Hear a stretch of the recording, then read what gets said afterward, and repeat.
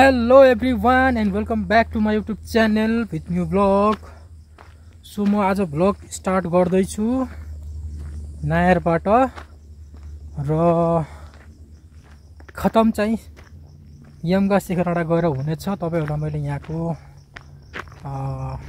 नायरबाट शिखरडा कसरी गइन्छ, कहाँदेखि गइन्छ, कुन बाटो गइन्छ त्यस विषयमा आज तपाईहरुलाई म जानकारी दिन गइरहेको छु। कृपया भिडियोसँग बनिरहनु होला, भिडियोलाई हेर्नु होला है त। ल भिडियोलाई सुरु गरौँ है त साथीहरु। यो रहेको छ तानसेन भालेबास रामलीको बाटो। अहिले चाहिँ यहाँनिर बाटो पिच हुने काम चलिरहेको छ साथीहरु।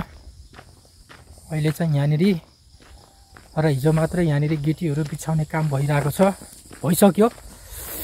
अहिले चाहिँ अब सायद आज शनिबार भएको भएर होला, आज अब कामदारहरुको पनि छुट्टी रहेछ जस्तो लाग्यो मलाई। यहाँबाट हामी हिँड्दै हामी चप्पानीसम्म गइन्छ। अनि चप्पानी गइसकेपछि त्यहाँबाट चाहिँ बस पाइन्छ। अब यहाँबाट हामी अब हिँडेर गयो भने चाहिँ चिलाङदी गए पनि त्यहाँदेखि पाइन्थ्यो, तर चिलाङदी अलि लामो पर्छ, हामीलाई चप्पानी अलि सर्टकट पर्छ।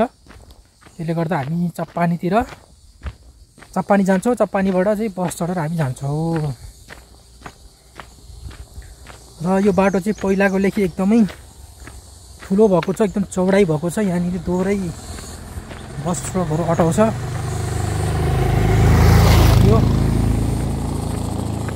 र यो ठाउँलाई चाहिँ हामीले भनिन्छ नेटा पोखरा।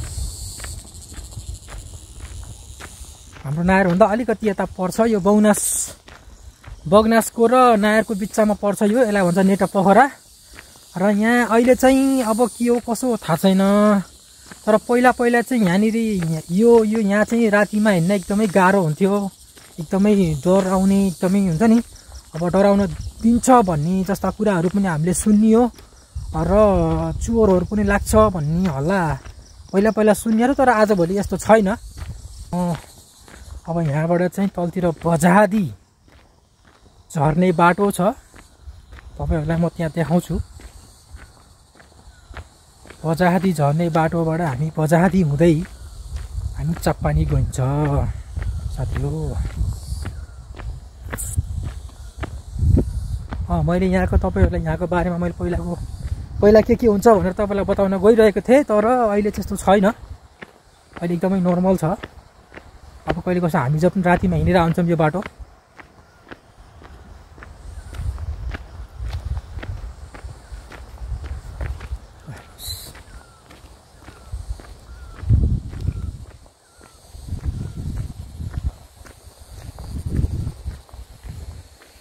यहाँबाट पुरा डाँडाकाँडाहरू पुरै देखिन्छ।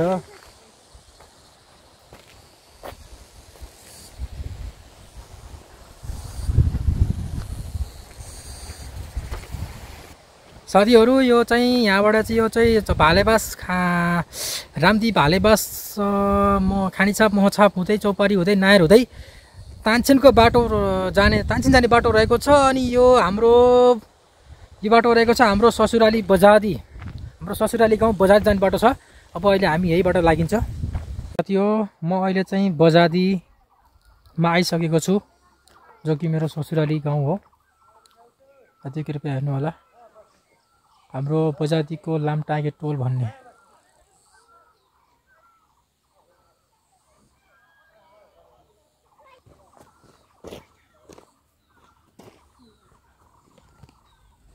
अब हामी जाने यही बाटो हो। त्यही बाटो हुँदै हामी चप्पानी झरिन्छ। चप्पानी भनेको त्यो हो। हेलो एभ्रिवान, अहिले चाहिँ हामी चप्पानीमा प्रवेश गरिसकेका छौँ। नायरबाट चप्पानीको बाटो पौने घन्टाको बाटो, तर हामीहरू काफलहरू खाँदै आउँदाखेरिमा चाहिँ बिस्तारै आइयो। नै भयो यहाँ चाहिँ नायरबाट यहाँ चाहिँ पौने घन्टाको बाटो हो। यो रहेको छ चप्पानीको गाविस, चप्पानी गाविसको भवन। यो रहेको छ बाटो चाहिँ तानसेन जान्छ। यो बाटो चाहिँ दरपुक गोगा शिखरडा यमगा यो काका गाउँ पुरै समेटेर तानसेन जाने बाटो हो यो चाहिँ साथीहरु। हेर्नुस् यो रहेको छ नयार जाने बाटो माथिको। यो चाहिँ हाम्रो नेपालको हाइवे यस्तै हुन्छ फेरि। यहाँ हाम्रो श्रीमती हुनुहुन्छ।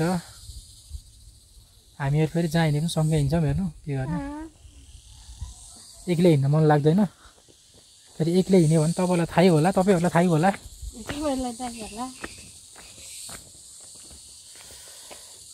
ब्याग गर्नु क्या।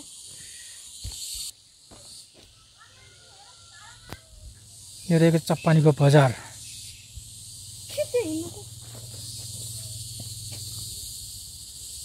कान्छिन जाने रोड बाटो।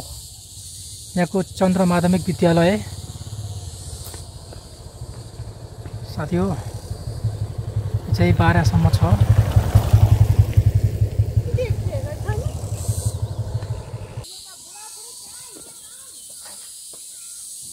साथी यो रहेको चप्पानीको बजार एकदम सानो छ।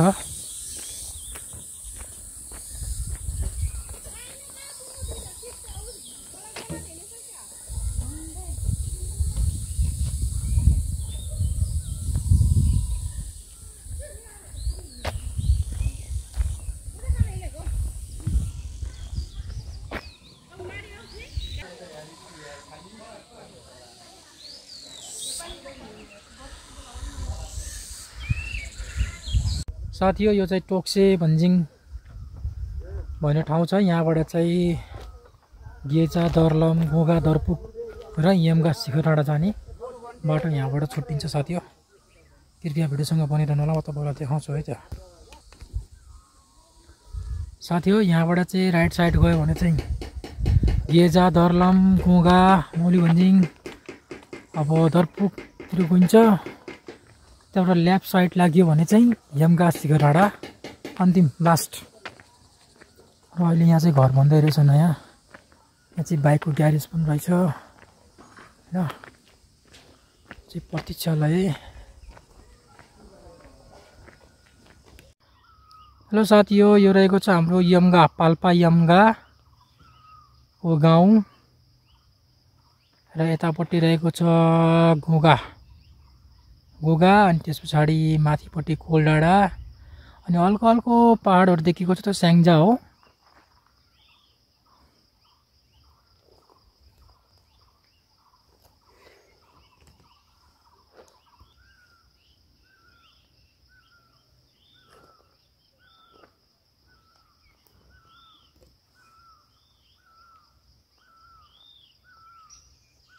यो रहेको छ यमगा शिखर डाँडा।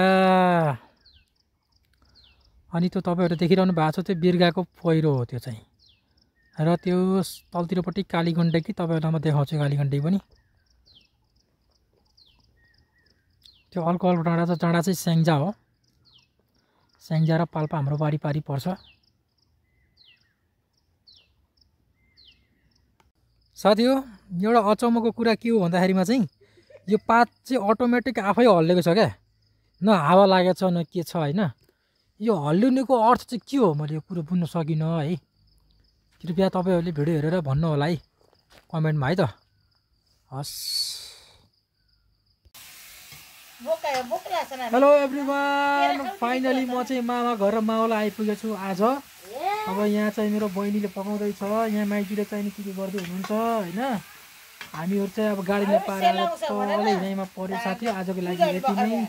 अब म तपाईँहरूलाई भोलि चाहिँ म यहाँको कालीगण्डकी मन्दिरहरू सबै तपाईँहरूलाई देखाउँछु।